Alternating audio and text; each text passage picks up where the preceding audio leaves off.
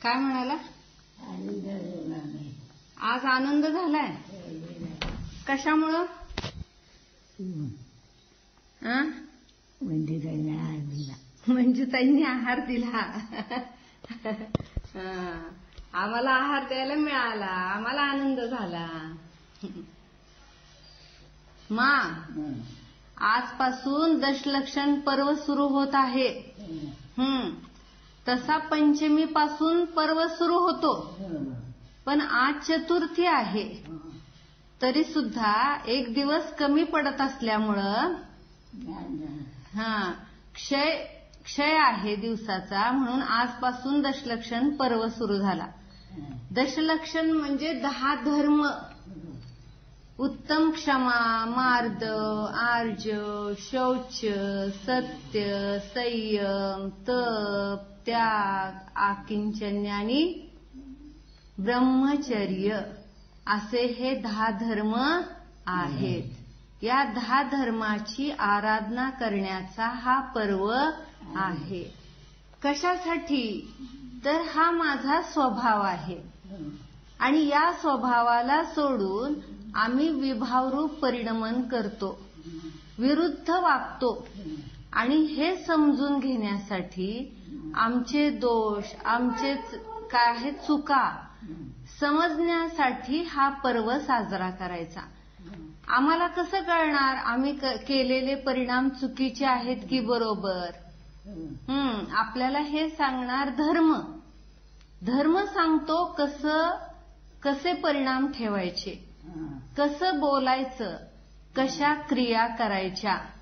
धर्मातून शिकवलं जातं आणि ते सत्य असतं. आपण जे विचार करतो, आपण जे बोलतो, आपल्या ज्या क्रिया आहेत तर त्या बरोबर नसतात, कारण अनादी काळापासूनचे चुकीचे संस्कार आहेत. आणि त्यामुळं बाह्य क्रिया, इंद्रियांचा व्यापार, तो पण 5 इंद्रियांच्या भोगासंबंधीची आसक्ती, हा जो परिणाम, ह्या सगळ्या मन वचन कायेचा जो व्यापार आहे तो चुकीचा चाललेला आहे. आणि तो कसा करायचा योग्य रूपाने ते आपल्याला शिकवितो धर्म. म्हणून आज दशलक्षण पर्वाचा पहिला दिवस उत्तम क्षमा धर्म. क्षमा म्हणताना रोज तुम्ही कोणाला क्षमा मागायची? तर ज्यांच्याविषयी आम्ही चूक केलेली आहे, ज्यांना आमच्याकडून कळत न कळत त्रास झालेला आहे, तर त्या सर्वांची आपण क्षमा मागतो. याच भावात नाही त्रास दिला आपण दुसऱ्यांना, अनेक भावापासून आम्ही हे चुकीचे भाव करत आलो आहोत. आता आम्हाला ते चुकीचे परिणाम नाहीत करायचे. आम्हाला चांगली परिणती करायची आहे. म्हणून आपल्याला सांगतो, धर्म सांगतो, म्हणजे भगवान सांगतात. आपण त्यांच्याजवळ जातो, मग समजतं की माझा क्षमा धर्म आहे, माझा क्रोध धर्म नाही. म्हणून दशलक्षणची पूजा करतो. आणि त्यामध्ये प्रत्येक दिवसाचे अर्घ्य चढवतो आपण. मग जो काय आहे उत्तम क्षमा धर्माचा अर्घ्य आहे ना, तो मी तुम्हाला म्हणून दाखवते. पीडे दुष्ट अनेक, पीडे दुष्ट अनेक, बांध मार बहुविधी करे, धैर्येची मा विवेक, कोपन कीजे पीतमा, उत्तमची माग हो रे भाई, इह भव जस पर भव सुखदाई, गाली सुनी मन खेदन आनो, गुण को गुण कहे अयानो, कहिए अयानो वस्तु छीने, बांध मार बहुविधि करे, घरते निकारे तन विदारे वैर जोनत हाधरे जे कर्म पूरब किए खोटे सहे क्यों नहीं जियरा अति क्रोध अग्नि बुझाय प्राणी साम्य जलले सियरा. किती छान सांगितलं मग. क्षमा धारण करा. हे जीवा, आतापर्यंत क्रोध केला, अनेक प्रकारचा क्रोध करून पाहिला, पण सुखी झाला नाहीस. तुला क्रोधाने सुख नाही मिळणार, तुला क्षमेने सुख मिळणार आहे. तेव्हा क्षमेचा अंगीकार कर. पीडे दुष्ट अनेक बांध मार बहुविधी करे. है ना, आपण पीडा करतो, दुसऱ्यांना दुःख देतो, वाईट वाईट भाव करतो, दुसऱ्याशी वैर धारण करतो, दुसऱ्याला मारतो, है ना, तुकडे करतो. किती किती काय काय केलं आपण. नरकामध्ये दुसऱ्या जीवांना मारलं, है ना, तिरेंच्या जीवांमध्ये एकमेकांशी भांडलो, किती काय काय केलं आपल्याला लक्षात पण नाही मा. आणि या भवामध्ये पण आपण काय आहे, भले कुणाला मारलं नाही काय, परंतु हाताने वगैरे तर मारलं ना आपण, आणि परिणाम तर केले. तोंडाने काही काही वाईट बोललो, दुसऱ्यांना लागेल असे शब्द उच्चारले, आणि काय आहे, दुसऱ्यांना त्रास दिलेला आहे. कधी प्राण्यांना बांधतो, मारतो, त्यांना वेळच्या वेळेस खायला प्यायला देत नाही, घरातल्या लोकांना वेळच्या वेळेस सगळ्या गोष्टी देत नाही. जी जबाबदारी आहे तर त्या सुद्धा आपण व्यवस्थित करत नाही. मग कुठेतरी लोक दुखावले जातात, कुठेतरी मनामध्ये वैर धारण करून ठेवतात, आणि मग ते आपल्या जीवनामध्ये आपल्या जवळ कसे येतात आणि आपल्याला कसा त्रास देतात हे समजत नाही. म्हणून कुणाशी सुद्धा वैर नको. मी शांत स्वभावी आहे, माझं क्रोध करणं स्वभाव नाही, हे समजलं तर क्षमा होईल की नाही मा? होते. मी जाणणारा आहे हे जाणायचंय आपल्याला. म्हणून काय आहे, धरिये क्षमा विवेक. आम्ही जे जे सगळं पाप केलंय ते नष्ट करण्यासाठी आणि पुन्हा त्या प्रकारचे चुकीचे परिणाम होऊ नयेत यासाठी क्षमा धरिये, त्यासाठी क्षमा धारण करा असं म्हणतात आचार्य आपल्याला. कोपन कीजे प्रीतमा. तू काय करू नको हे जीवा, हे प्रिय आत्म्या, तू क्रोध करू नको. किती समजून सांगतात आपल्याला. हे जीवा, हे भव्यात्मन, तू काय कर, आत्मस्वभावाला जाण, आणि मग तुझी काय आहे क्षमा सहज प्रगट होईल. कुणाला त्रास देण्याचे भाव निर्माण होणार नाहीत. किती छान आहे बघा. उत्तम छी माग हो रे भाई. हे भाई, हे भैया, हे जीवा, तू क्षमा धारण कर, त्याशिवाय दुसरा पर्याय नाही. काय करायचं? क्षमा धारण करायची. इह भव जस पर भव सुखदायी. ही क्षमा अशी आहे की या भवात पण सुख देणार आणि पुढच्या भवात पण सुख देणार. हे की नाही? तुम्ही शांत स्वभावी आहात मा. पहिल्यापासूनच तुम्ही कसे होता? कुणाला काही जास्त बोलायचं नाही, काय नाही, जे होतंय ते होतंय, असं होतं की नाही? आम्ही म्हणायचो काय आहे, पुष्पामा काहीतरी म्हणतील पण विजयामा काय बोलणार नाहीत, असा शांत स्वभाव. एकेकाचा स्वभाव ताच असतो. आणि उद्देश काय असतो तुमचा? उद्देश काय होता की कुणाला त्रास द्यायला नको. जो तो आपापल्या परिणामाने क्रिया करतोय, आपण कशाला त्यांच्यामध्ये पडायचं असं वाटतं ना. आणि तिथं काय आहे, आपण आपलं शांत राहायचं.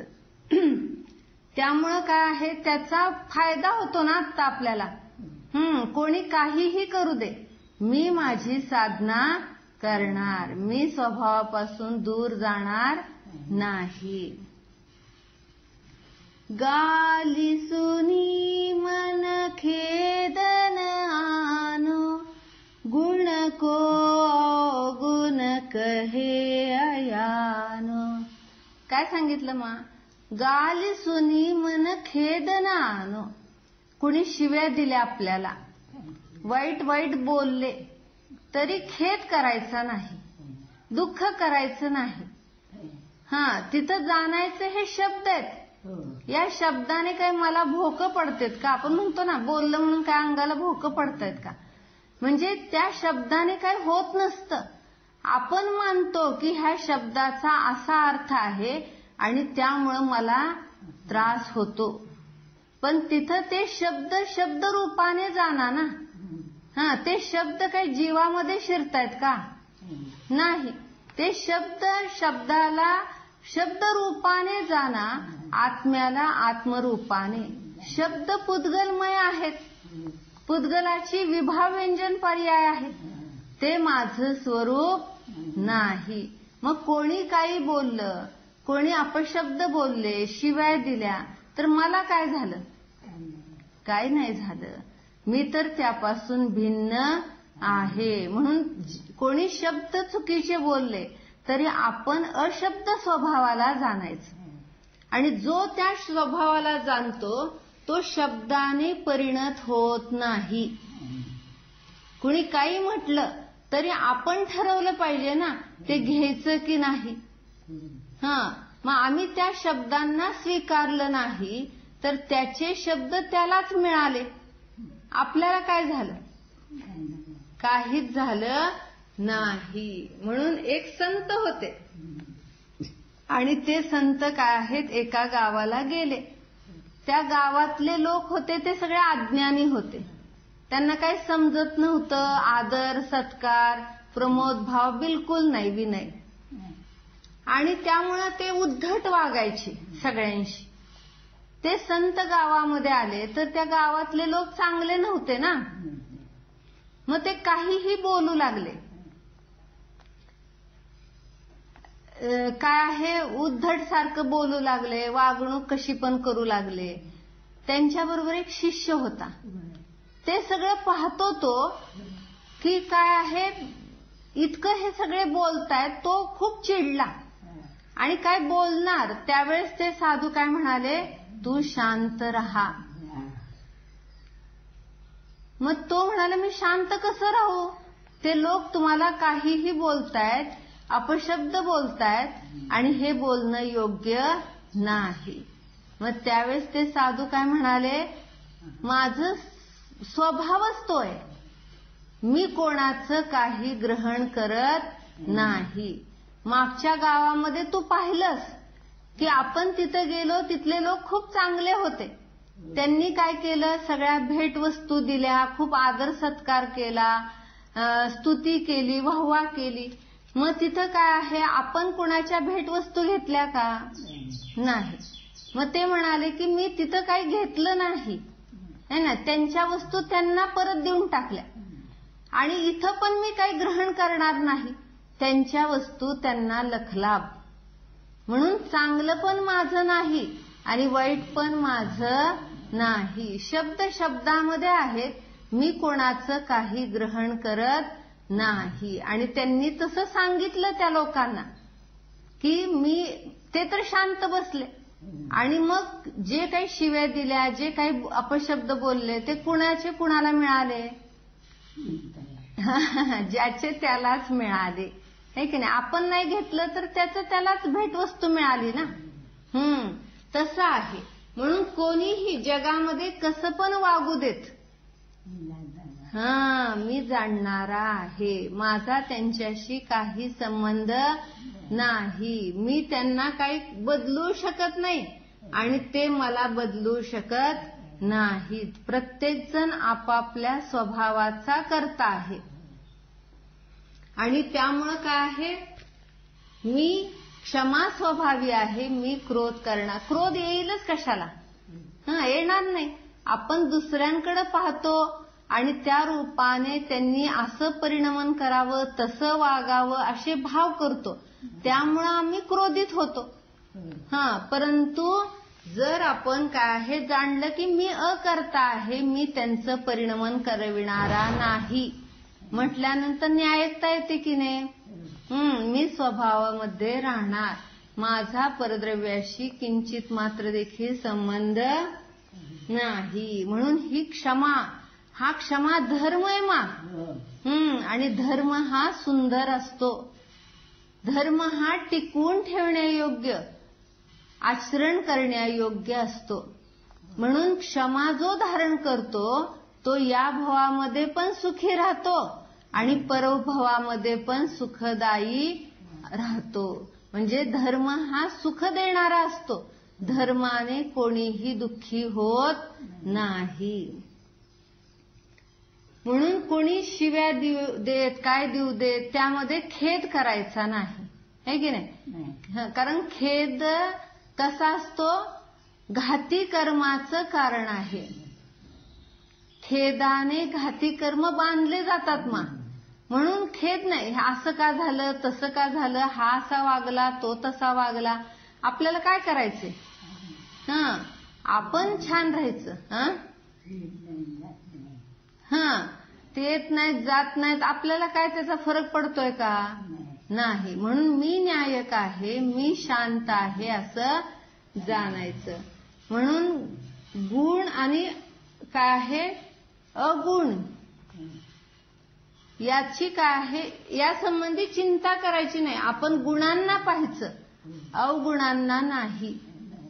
दुसऱ्याचे चांगले गुण घ्यायचे, वाईट नाहीये. आणि तिथं भगवंत तर गुणाची खाण आहेत.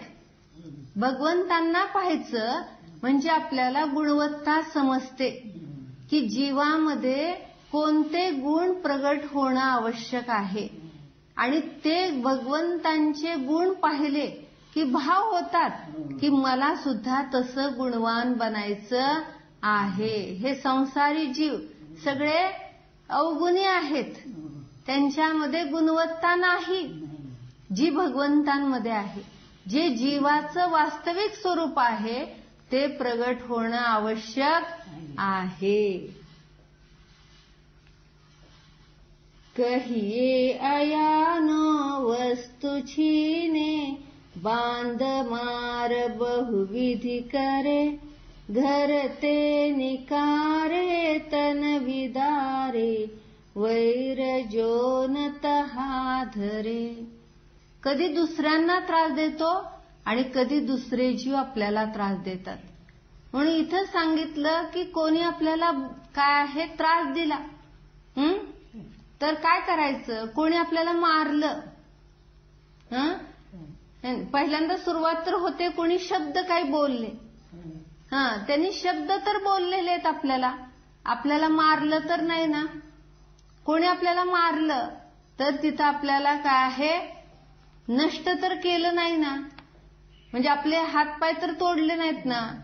आणि परत काय आहे आपले काय हातपाय तोडले किंवा काय त्रास दिला तर तिथं विचार करणार त्यांनी आपल्याला मारून तर टाकलं नाही ना. म्हणजे हा भाव कुठं आहे? मुनींच्या ठिकाणी. मुनी इतके शांत राहतात ध्यानामध्ये की काहीही करू दे शरीराला, ते त्या संबंधी विकल्प करत नाहीत. त्या सुकुमार मुनींच्या पायाला ती कोल्हीण आणि तिची 2 पिल्लं खातायत, मग त्यांनी सामायिक सोडलं का?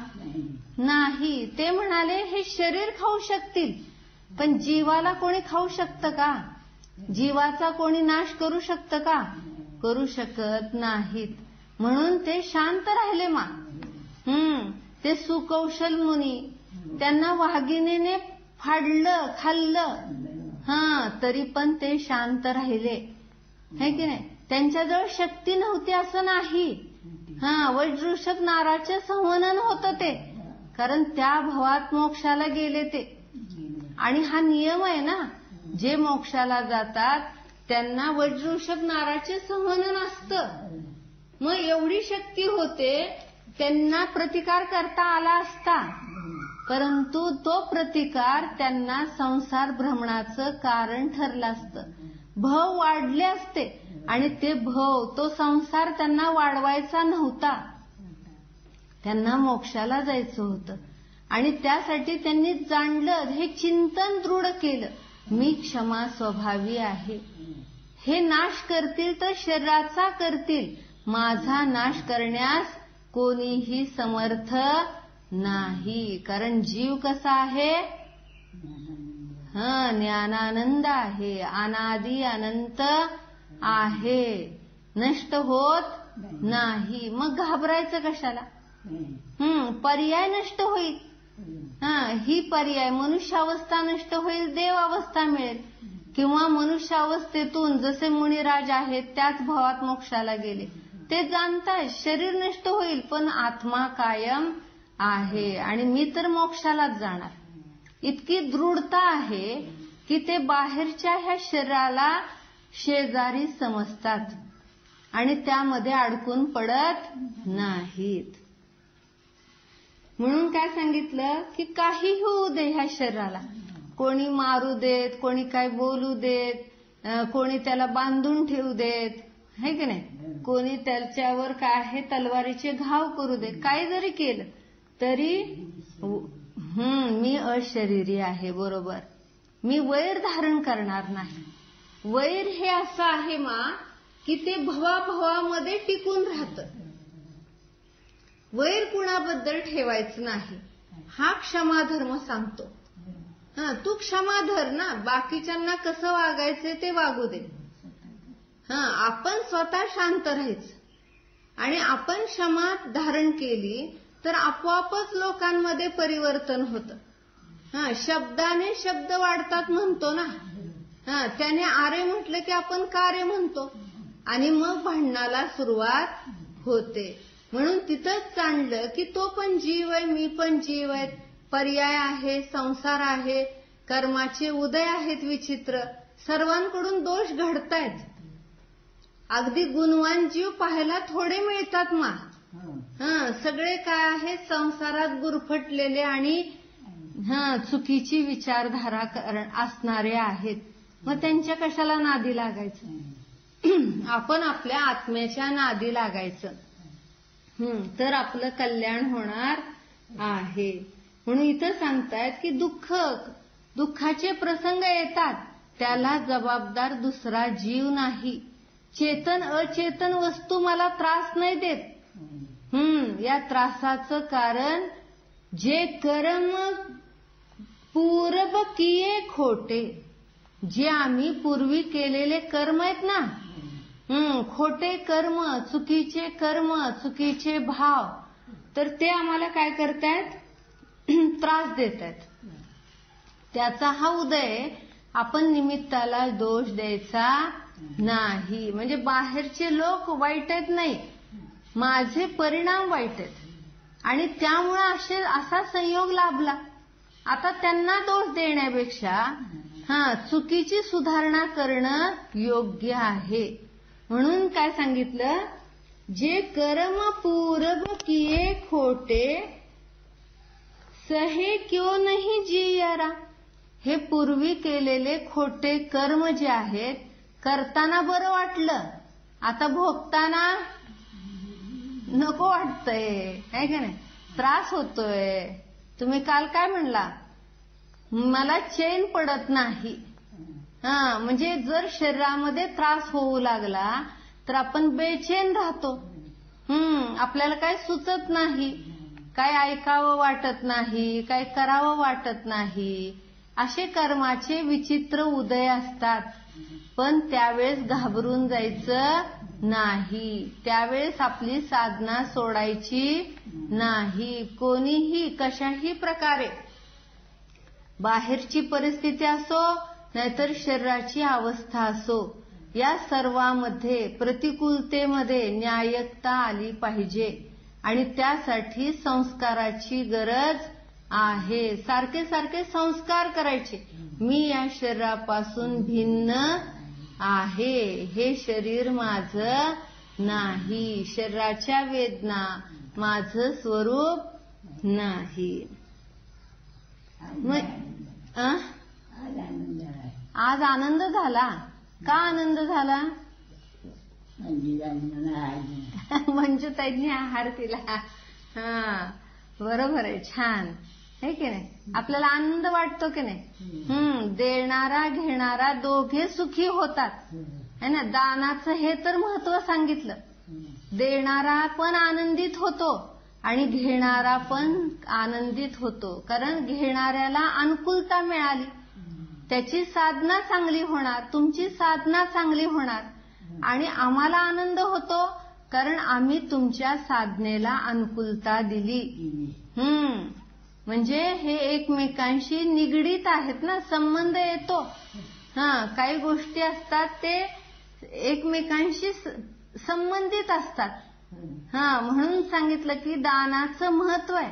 4 प्रकारचं दान श्रेष्ठ आहे है ना. आहार दान जे आहे ते आपली भूक शमवतं आणि आपले परिणाम शांत होतात है ना. शरीर व्यवस्थित असेल तर परिणाम व्यवस्थित राहतात, कारण ते जवळ जवळ आहेत ना, त्याची सवय आहे आपल्याला.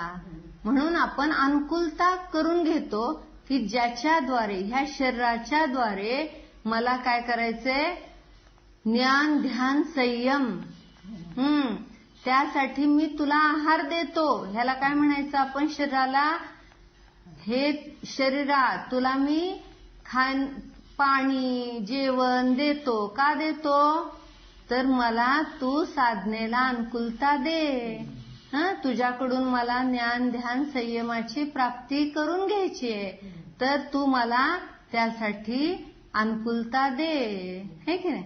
म्हणून शरीराला खाऊ पिऊ घालायचं. बाकी शरीराला काही पुष्ट करायचे भाव नाहीत. आम्हाला काय करायचंय? इथं कर्माची निर्जरा करायची. तुम्हाला वाटतंय आपण पडून राहतोय, किती दिवस असं झोपून राहायचं, तर असा विचार करायचा नाही. का करायचा नाही? तर आपण संलेखना धारण केलेली आहे आणि सम्यक्तोपूर्वक संलेखना धारण करणारा जीव असतो ना त्याची कर्मनिर्जरा खूप होत असते. असंख्यात पट कर्मनिर्जरा होते. मग आपले कर्म सगळे पटपट निघून जातील की नाही? आणि म्हणून तर हे संस्कार करायचे. रोज आपल्याला जरी प्रतिकूलता आली ना, तर हा कर्माचा उदय असतो. मग कर्म तर फेडावे लागतील का नाही? मग ते हितच फेडायचे. कर्मनिर्जरा करायला चांगली संधी आहे आपल्याला. हे दुसरीकडे मिळणार नाही आपल्याला. म्हणून आता आपण काय जी साधना करतो त्यामध्ये आनंद मानायचा, है की नाही? म्हणजे आनंदी राहिलो तर कर्म येऊ देत, काय होऊ देत, शरीराला काही त्रास झाला तरी मी ते शरीर नाही, मी तर जीव आहे. म्हणून कर्म करताना हसत हसत करतो, पण भोगताना मात्र रडतो, हैराण होतो, नकोसं होतं सगळं जीवन. परंतु तिथं समजायचं ह्या कर्माचा उदय आहे, हा माझा स्वभाव नाही. मी जाणणार आहे. अतिक्रोध अग्नी बुझाय प्राणी, साम्य जलले सियरा. अतिक्रोध, क्रोध रूपी अग्नी आहे आणि ती जर विझवायची असेल तर हे प्राणी, हे जीवा, काय कर? शांत रूपी पाणी त्याच्यावर शिंपड, तर ते काय होणार आहे? नष्ट होणार आहे. म्हणून क्रोध नष्ट करायचा म्हणून नष्ट होत नाही. क्रोधाला नष्ट करण्यासाठी आपल्याला शांत रूपी पाणी काय आहे त्याच्यावर घालावं लागेल, है ना. म्हणजे शांत स्वभावाला जाणावं लागेल. जर आपण शांत स्वभावाला जाणलं तर हा क्रोध पळून जातो. जसं सिंहाने गर्जना काय आहे ठोकली, गर्जना केली की आपोआपच सगळे प्राणी सैरभैर पळून जातात.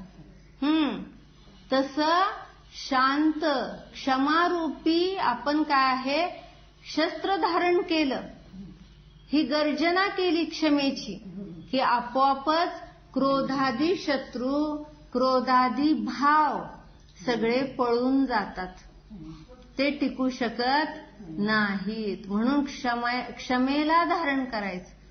दशलक्षण पर्वातला पहिला दिवस आहे आणि त्याची सुरुवात क्षमेने होते. क्षमा जिथे आहे तिथे सर्व धर्मांचा वास राहतो आणि जिथं क्षमाच नाही तिथं बाकीचे धर्म टिकू शकत नाहीत. म्हणून धर्म हा जीवाचा स्वभाव आहे. वस्तूचा जो स्वभाव तो धर्म. माझा स्वभाव ज्ञान दर्शन चैतन्यमय आहे आणि या चैतन्य स्वभावाला जाणलं तर आपला धर्म झाला.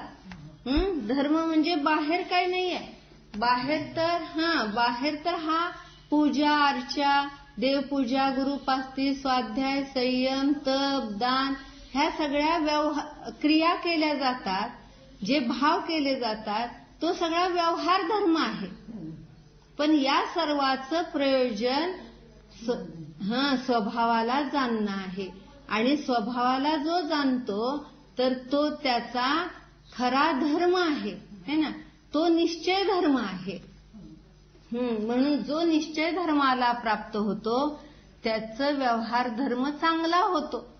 तो चांगल्या रीतीने धर्माचं पालन करतो आणि ह्या सर्व गोष्टी आपल्याला आनंद देणाऱ्या असतात. म्हणून धर्म हा म्हणजे काय तर आनंदाने जीवन जगण्याची कला. बरोबर. तुम्हाला छान पाठ झालंय हे का नाही. महाराजजी सांगायचे ना, आनंदी जीवन जगायचं असेल तर धर्म धारण करा. त्याशिवाय या जगामध्ये सुखाचं कारण नाही. म्हणून कुणाला पण दुःख झालं, संसारामध्ये संकट आले तर लोक सगळे देवाकडेच धाव घेतात आणि देव ते की जे वितराग सर्वज्ञ आहेत ते आम्हाला खरा धर्म दाखवतात आणि अशा प्रभूंचा आश्रय घेतला. खरा धर्म, खरा मार्ग, खरा काय आहे, खरं वस्तूचं स्वरूप दाखवणारे जे मुनिराज, त्यांचा उपदेश आम्हाला या संसारातून तारणारा आहे. म्हणून त्यांची शरण घ्यायची, त्यांच्या जवळ जायचं, त्यांच्या जवळ राहायचं की ज्यामुळं आपले परिणाम चांगले राहतात. अशा रीतीने क्षमा धर्माची आपण साधना करायची आहे. मी निष्क्रोध स्वरूप आहे, मी समता स्वरूप आहे, मी जाणणारा जीव आहे. क्रोध एक आहे. क्रोध हा विभाव भाव आहे.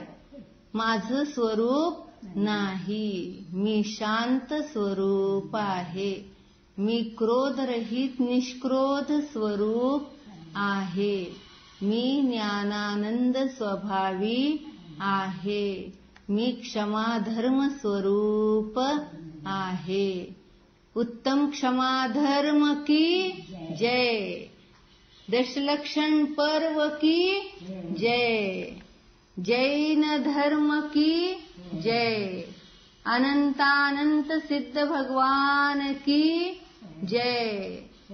24 भगवान की जय.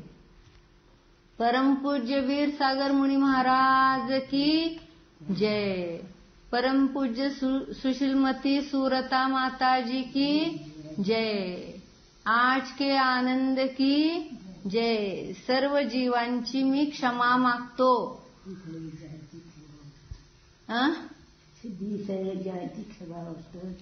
जीव माझ्यावरती क्षमा करा. आतापर्यंत जे जे दोष घडले ते सगळे माझे दोष मिथ्या होत. मी माझ्यामध्ये राहो. या सर्व दोषांबद्दल मी प्रायश्चित्त मागत आहे.